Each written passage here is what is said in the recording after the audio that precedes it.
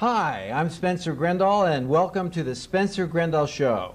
We have a very exciting show for you today.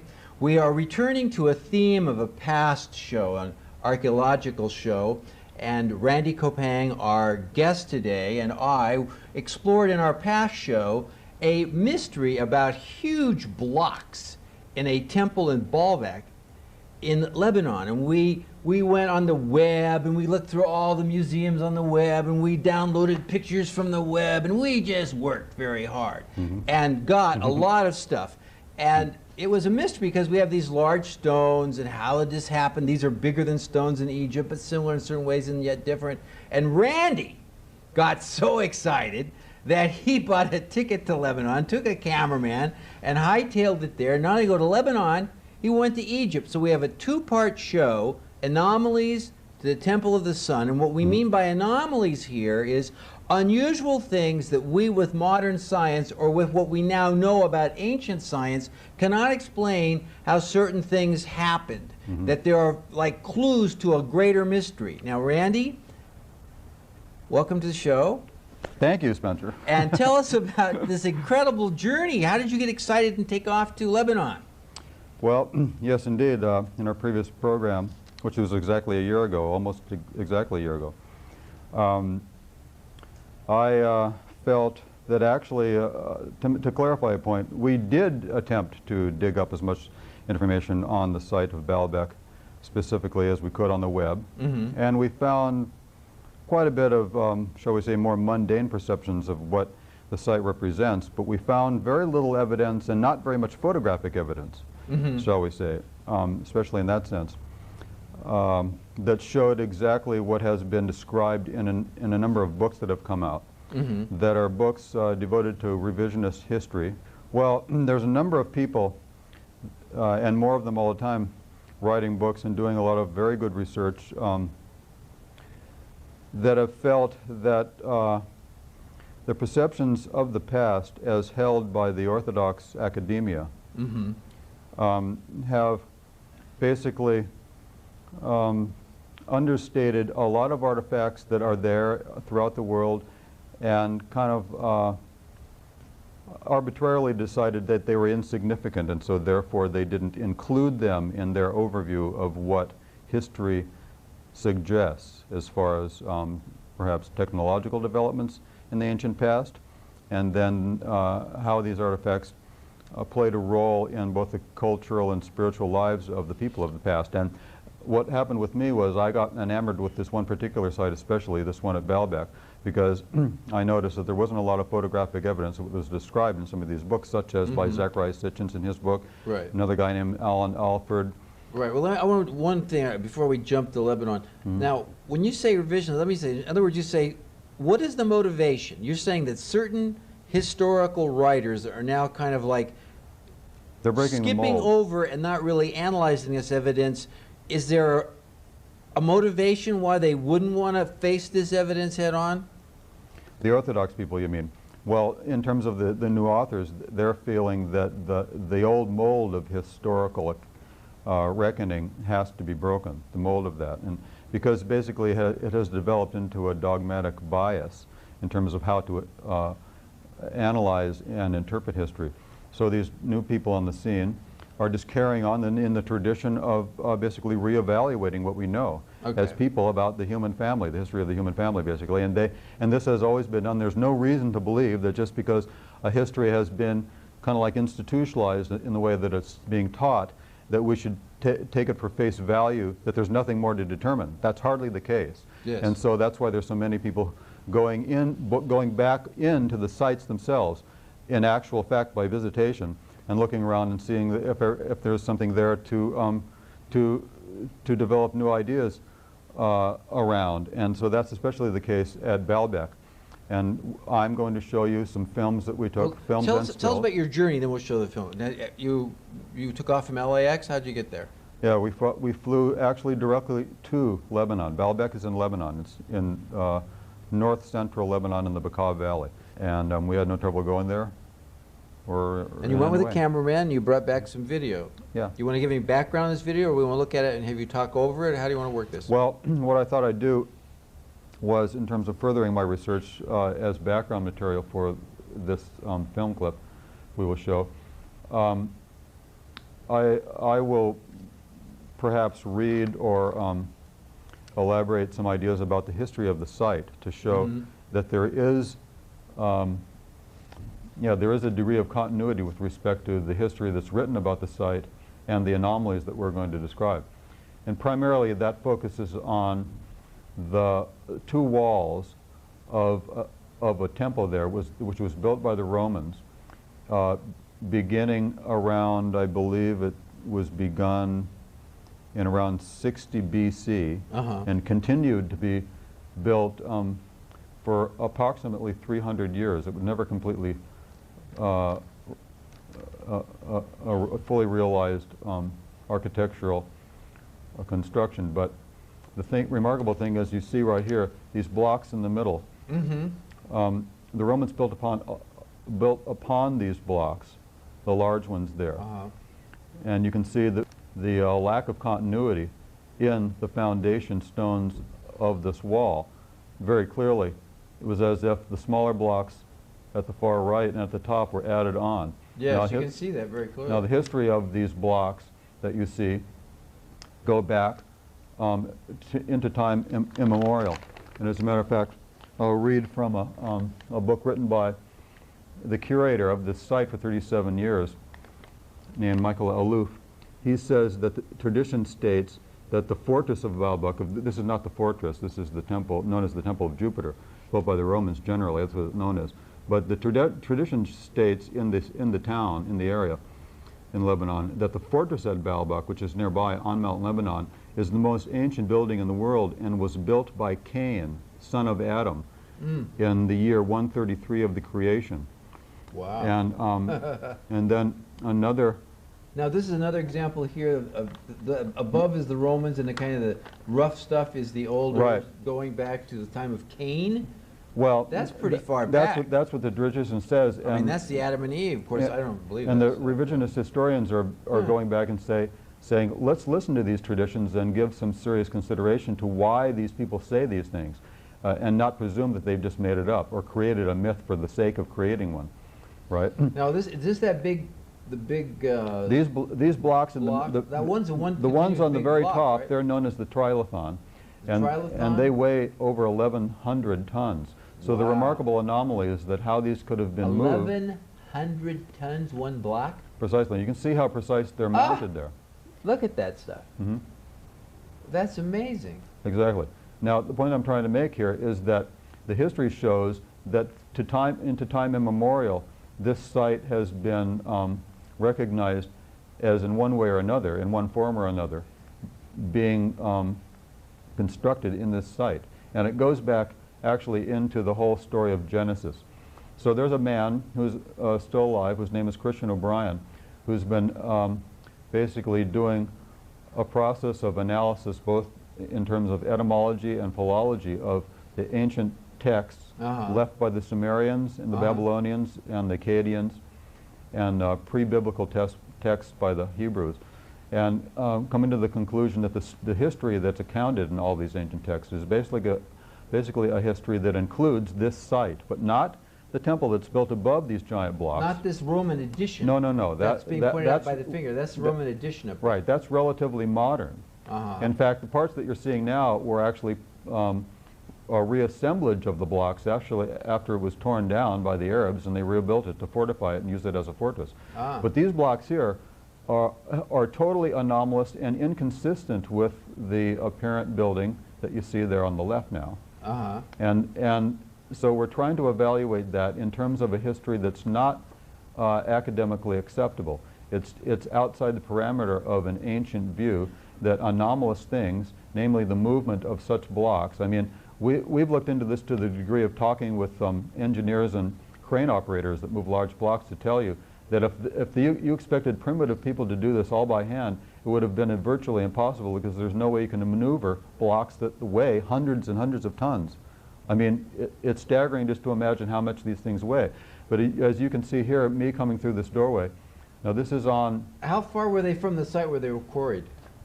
The quarry where they believe most of the blocks that you see everywhere, both used by the Romans and these, come approximately a mile away only. But nonetheless, we're talking at a time that wherein they didn't have the wheel, right? This predates that kind of technology by actually thousands of years.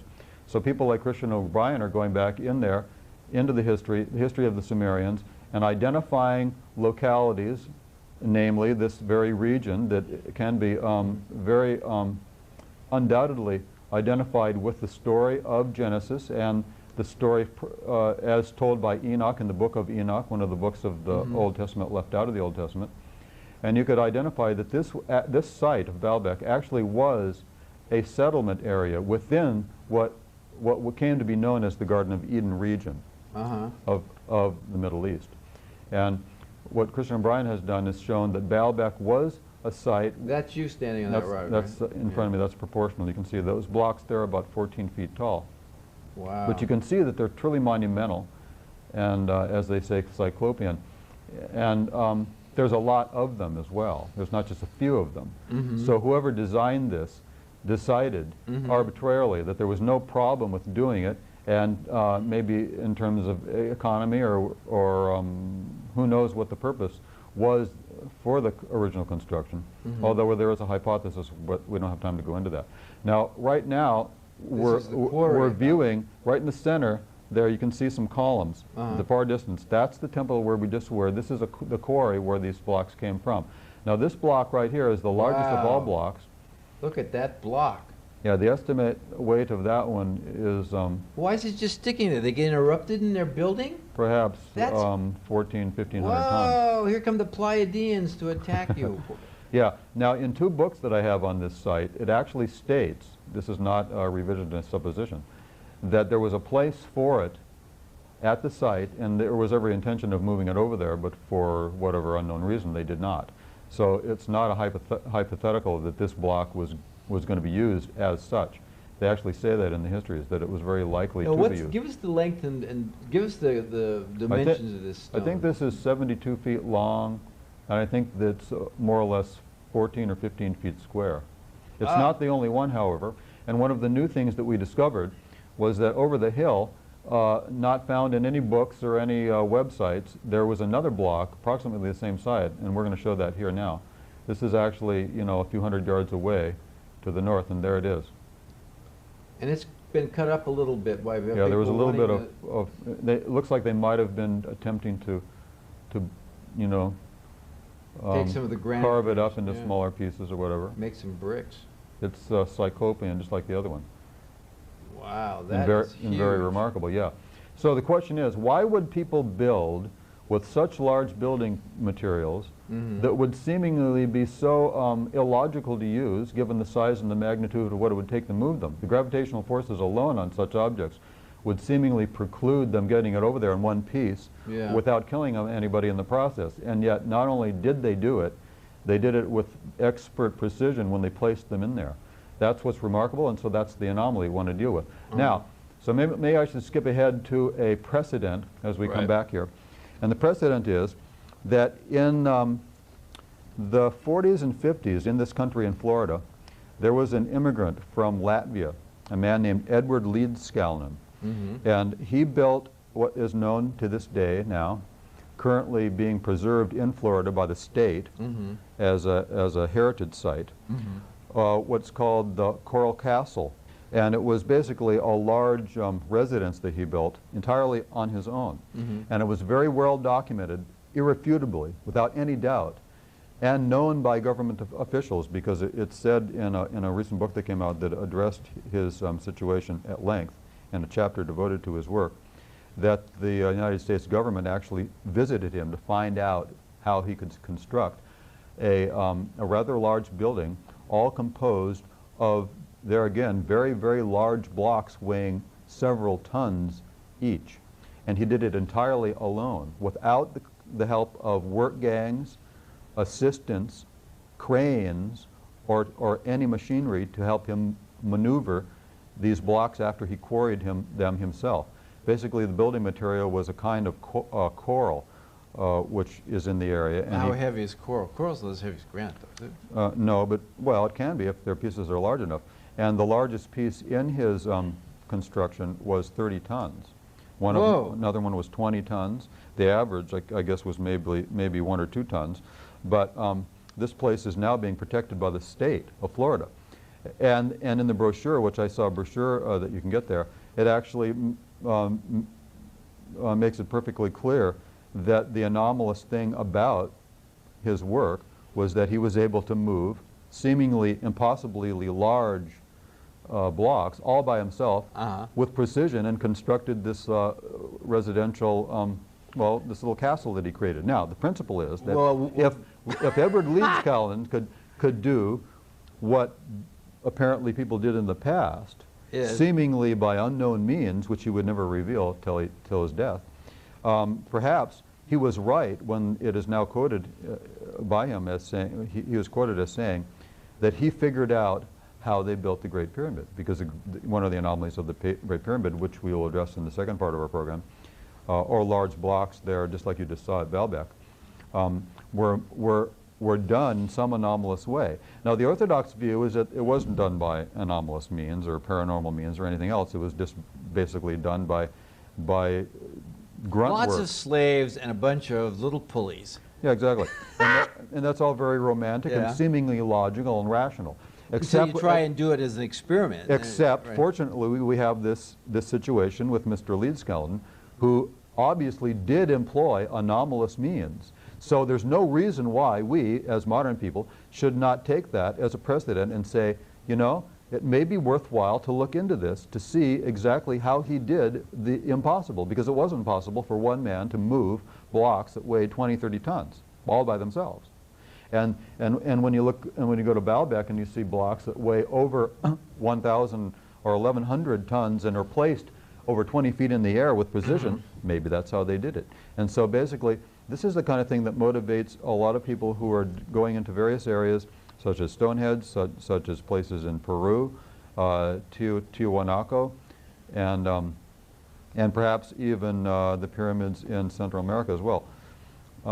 That something was known by the ancient peoples that actually makes them not primitive people. In some way, they may be comparatively primitive in more cultural ways, but in terms of technology, what they knew about astronomy, various things like that, they apparently were much more sophisticated than even we are today. What's the conjecture about how this, what's his name, this Finn? Latvian. Mr. Leeds-Callan.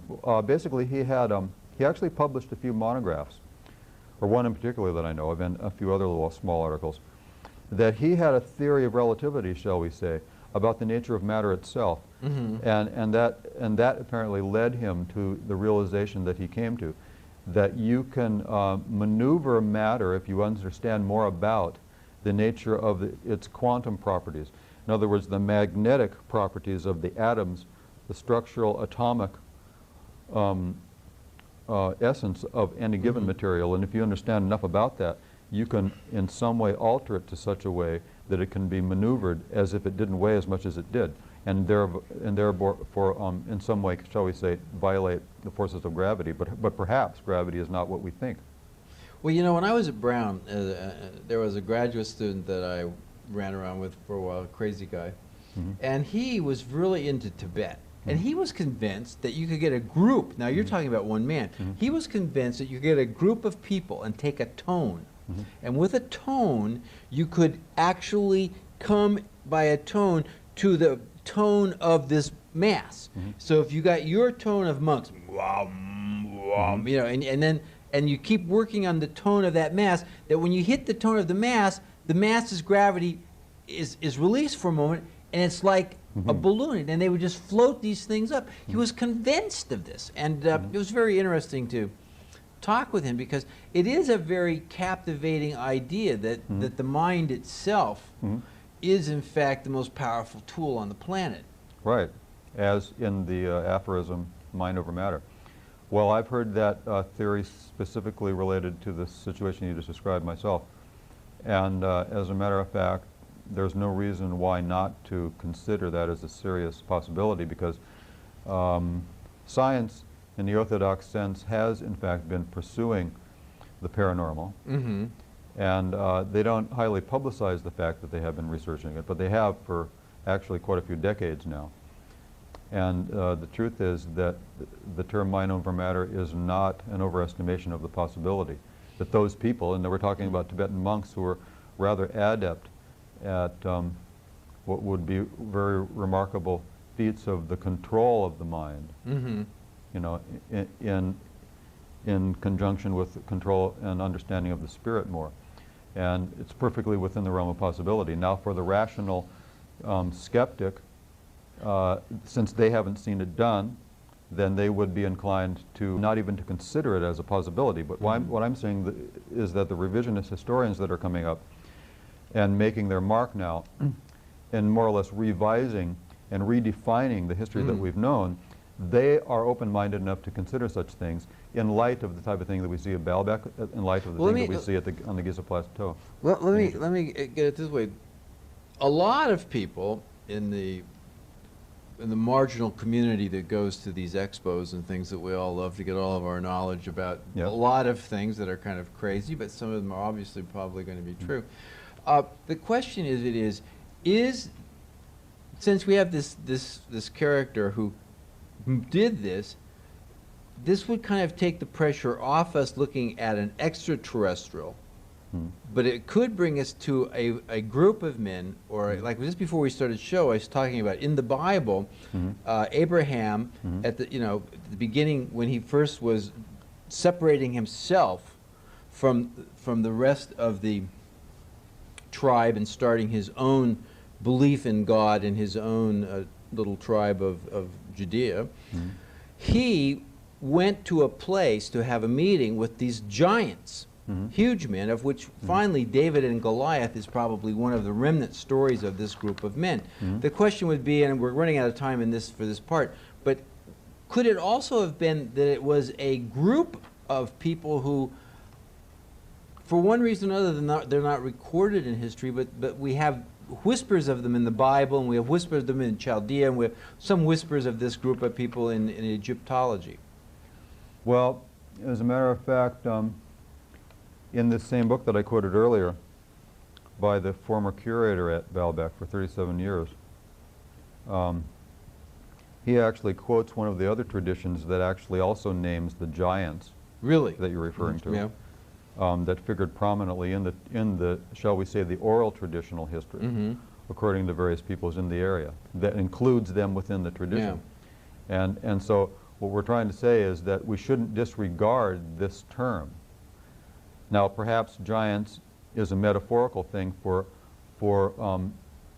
a level of intelligence in beings or people that would be seemingly anti-evolutionary in the sense that perhaps people were more evolved in various levels of human potential than we would have expected based on the mechanical model of, you know, apes becoming human-like and then becoming human, and then we make a great leap and we have this great intellectual capacity. Really what the revisionist history is suggesting is that actually the potential for human development has exceeded where we are today, but many thousands of years into the past. Yes, and let's take this as the next step to the next show. Okay. And we've looked at what was a temple at Baalbek, Baal being one of the gods of the sun and the wind, and played a very real part in the Old Testament as well. As they worshiped Baal when Moses came back down, and now we have this temple in Lebanon that we've looked at, these huge stones of 1,100 tons. 1,100 tons. And in our next show, we're going to move now to Egypt and follow Randy Kopang and his wild escapade into the mysteries of the past.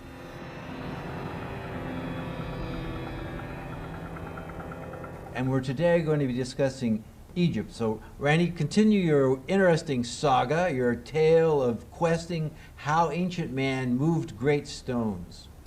Thank you, Spencer.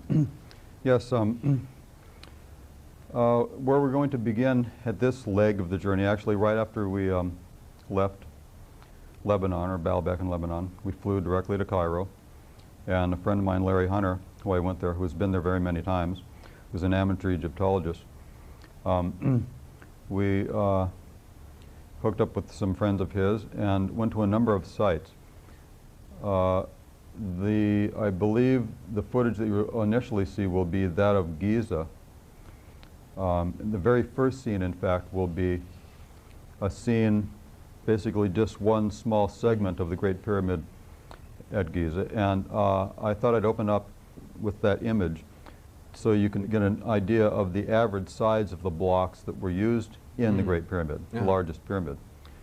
And they average supposedly around 2.5 or so tons. And I wanted the audience to have a memory there of what that average size block would be compared to many others that you'll see in the ensuing few scenes, wherein the blocks are many, many times larger than that. Now, some of them are on the Sphinx, right?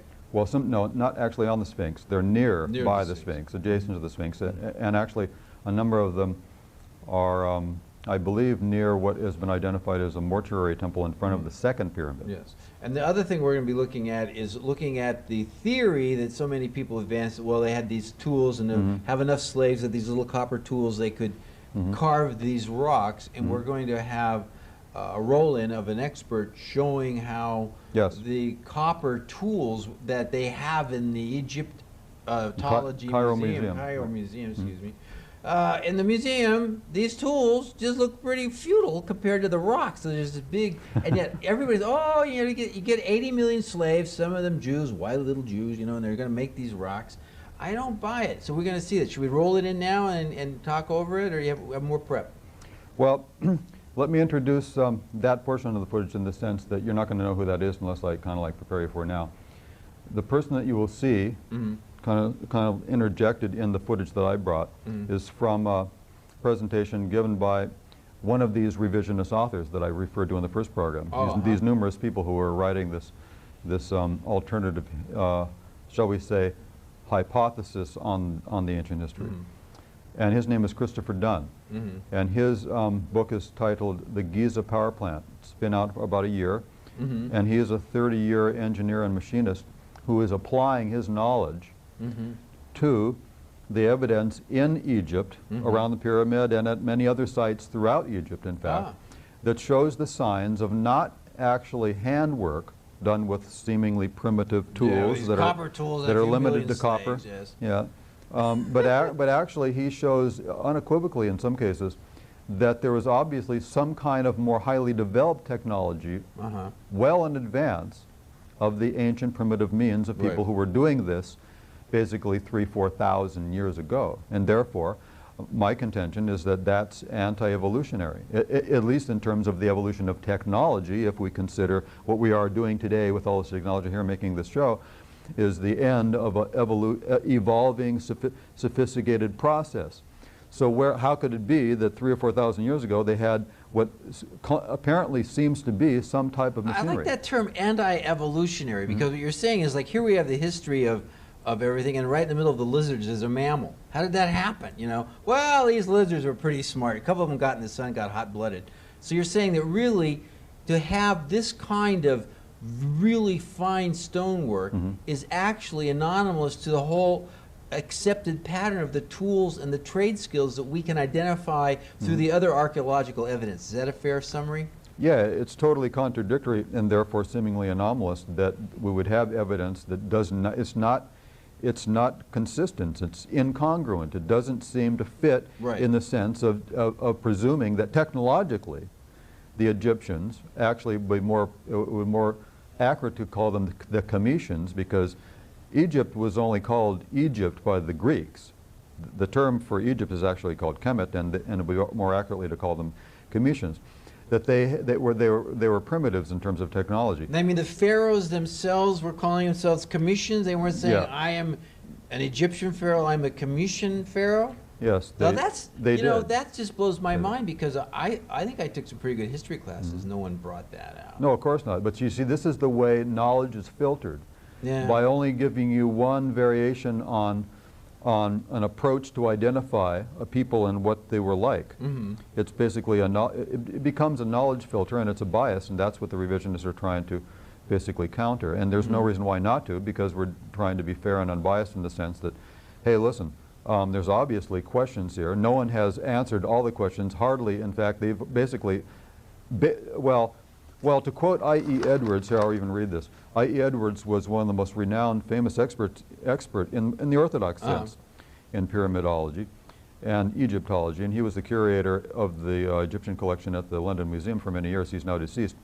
But in his book, Pyramids of Egypt, he said, I will quote, "It must be admitted that pyramid construction is a subject on which the last word has certainly not yet been written," and that's the whole point why we're here. All right, well, let's go to this tape then. I want to say, there's an easier way to say this. In the words of Joe Friday and Dragnet, we, the revision, we are just interested in the facts, ma'am. Just the facts. Just the facts. Okay, and these facts are being covered up. All right, Okay. let's start. Now there you go. That's the average block at the Great Pyramid right there. And you can see that they're a good size and therefore difficult to move around. But Mr. Leedskalnin, as we referred in the first program, must have figured it out, because he said he did figure that out, how they move them into place, because he did it himself. Now those blocks there are estimated to be in the hundreds of tons. Exactly how much we don't know, but from left to right, that's one block there. That's in front of the second pyramid. This is also nearby that one that you just saw, in I believe what they call some kind of a mortuary temple or whatever, in front of the second pyramid. That whole scene was one block. Here are a couple of blocks. They're very, very large. This is just a more series of large blocks that we're showing comparatively. This kind of rough masonry hewn Yeah, stone. this is the end of one, kind of the width, and in a minute you'll see that's how long that block is. That's probably one of the ones that they estimated to be 200 tons. Those are rather large. Those are limestone. Limestone. Now here are the tools. Okay, this is what we And want to these are in the Cairo Museum. Yeah. They're made out entirely of copper, and you can see that they're rather seemingly primitive and simple. Simple. These are the tools that made the pyramid in the Cairo Museum. So Christopher Dunn will actually demonstrate in a moment, as we show him, demonstrate what it will be like to use a copper chisel when applied to a piece of granite. That's actually what he was going to demonstrate The here. use of copper chisels that have been actually hardened by hammering, or work hardened. And I brought with me today a copper chisel and also a piece of granite. If you don't mind, I can. Please. I would have you hold this.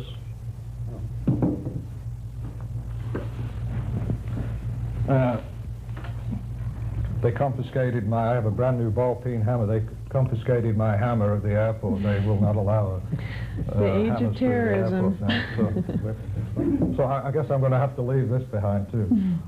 The corner is generally the weak area. This chisel was created for me by a fellow by the name of Bill Cronkite at Danville Metal Stamping. And so I'm going to attack this corner with the copper.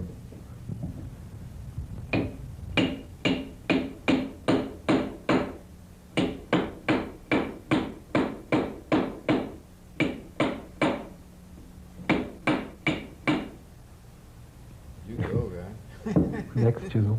If you could focus in on the edge of the chisel, you can see that it's been damaged. I was able to break off a little bit. That is probably more the result of the granite being embedded in the copper than actually the copper itself. But to actually go to it and create those artifacts using a copper chisel is impossible. And that's what the Egyptologists basically have asked us to believe. Is that correct? That the tools of which they show in the museums in Cairo are basically this particular technique you just showed us. That's what you'll read in a book on Egyptology if it's written by certain Egyptologists, yes. Wow, isn't that amazing? This is something, you know, because I remember they get you young, you know. I can remember being very young in school, and the teacher says, "These are the pyramids." Imagine they show all these little pictures, all these little workers, you know, they're all like chiseling away, and it doesn't work. Well, in point of clarification, the copper tools, I'm sure, were effective in cutting limestone, which is extremely soft compared to granite. But if you look on what they call the Mohs scale of the hardness of materials, copper, even hardened copper, which the Egyptologists say they developed some method to harden it by tempering it or whatever. And even I.E. Edwards, who I just quoted, says in his book that they haven't found any evidence of how that could have been done. He said that. But in any case, they say that maybe they hardened it and made it a little bit harder, and so therefore, you know, then they could do better work with it. But the truth is that on the Mohs scale, copper, hardened or otherwise, is about half as hard as granite. So it makes no logical sense that they could do precision, the type of work that you will see continuing here. And so as we continue in the roll-on, you'll see some of the precision work that we're talking about. Okay, now we're beginning to get into the issue of the granite, and you'll see the arrow is pointing to what they call a blend radius between the perpendicular sides. Now, we'll give some much better examples than that, but the mere fact that there's a contour there in between the two angles. Here is a much better example of that. And you can see the arc, the way the piece is arced over. Yes. Well, Mr. Dunn took some calibration devices to Egypt. This is a better angle of that same piece that weighs a number of tons, actually, this piece of granite. It's pink granite. And notice that the contours in the blend radius there in the corners, and then the radiuses of the curve itself are absolutely uniformly, precisely parallel and contoured in basically 3 axes, X, Y, and Z axes. And his conclusion was that in no way could have been done by hand with copper chisels. Now here's a better contour. I photographed that photograph, and I'm here to tell you that those curves are absolutely uniform, just like they had some kind of a router or something that went right through it and cut it. And the uniformity is a function of the device used, not that it was done by hand. Handwork can't be done like that. It's too irregular and too imperfect to create such uniform parallel surfaces. Here's some more of the blocks, very large blocks. These are also at Giza. And now we're going to go to another site to show more of the evidence of machining. And this will be a site that's about 10 kilometers or so south of Giza, where the pyramids are. And this is the site of Abu Sir. And there are 3 of the pyramids that are at this area, circa 2490 BC. That's the hypothetical time that they believe all this took place. However, the revisionist view is that actually the temples associated with these pyramids were there long in advance of when they were utilized by the pharaohs in perhaps the 5th dynasty. Now, is this another anti-evolutionary thing, or are these actually younger? This is the beginning of a series of photographs. Here you see some more that show absolute evidence of boring. Now, the conventional view is that they did have drills. The problem, though, is that they've never found any drills. Well, there's no evidence of drills in any So of these obviously digs. what we're showing is that they did have evidence of drills, but they never found any. Really all they ever found were copper chisels and some kind of like There's a hammer hand devices. in there, yes. But that's a rather large one. But the most impressive holes are right here in this shot, and some close-ups we have to show the scoring on the inside of the holes at the radius. Here's even more. Those holes are about 2 or 3 inches in diameter, and they're absolutely perfect holes. That material there was basalt. This is just, and here's another one. Wow. This is really, you had a good cameraman. This is very good contrast here to see the different styles of... Yeah, now here we have an example of this. As you can see, that's a perfect hole, and you can see little lines on the inside that are due to the scoring of the drill bit. Well, how do Egyptologists of the conventional Orthodox view explain these holes if you have no evidence of the tool? You can see the scoring on the inside. I see the scoring. Right, of the rotation. And actually, an unusual thing about the boring device that they used, and that material there you see is basalt. It's approximately the same hardness as granite. The types of drills that they used were actually hollow drills. They were actually tube drills, which was even more remarkable, presuming that they used copper drills, because they would be seemingly even weaker than if the drill was a conventional drill, as someone imagines a drill in their mind.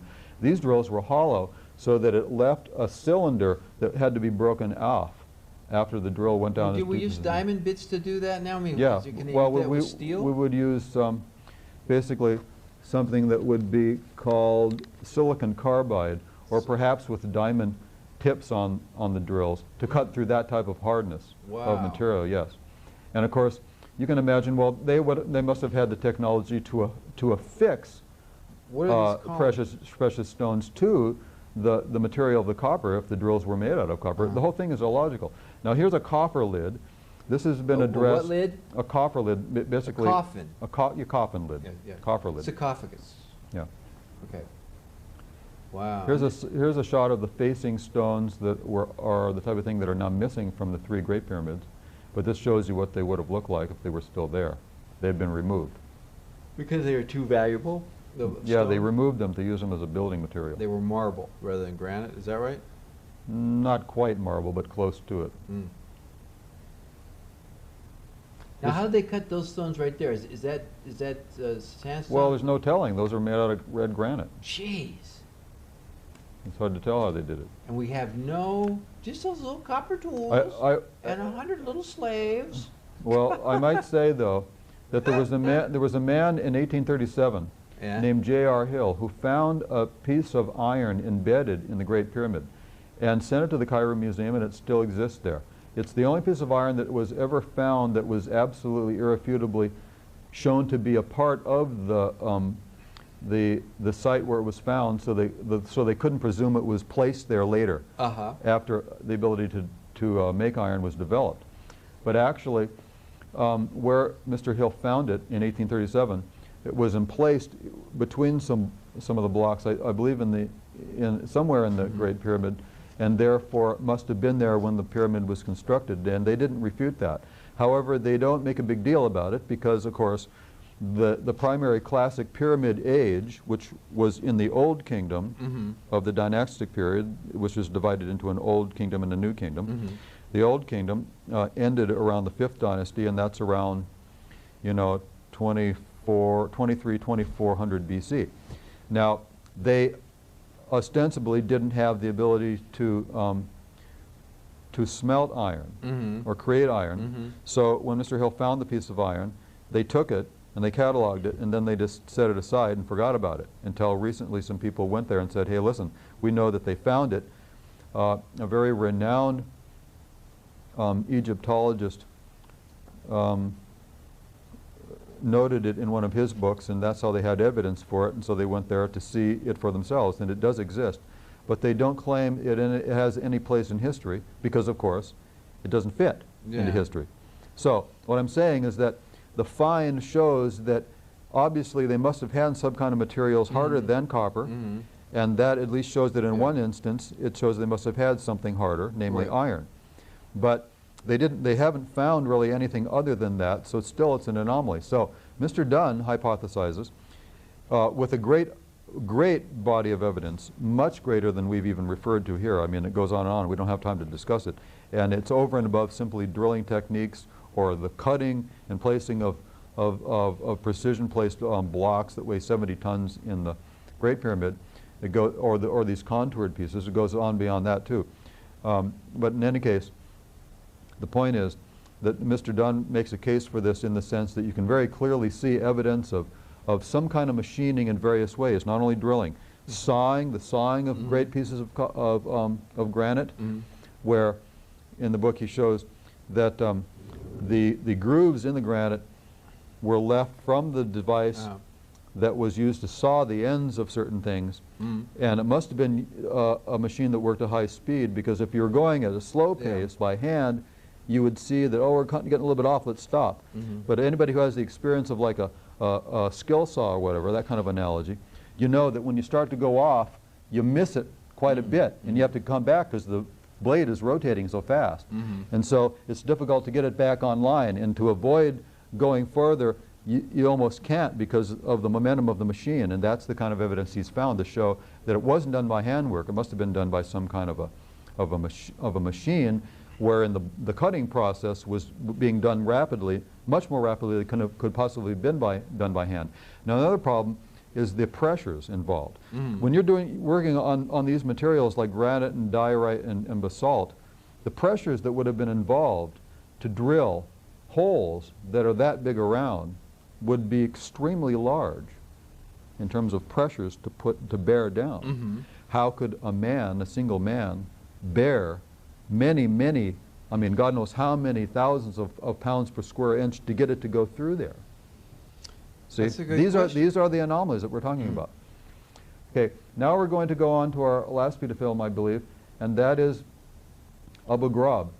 And this is a very remarkable place, one of the most remarkable, because you're going to see also evidence of the tube drill phenomenon.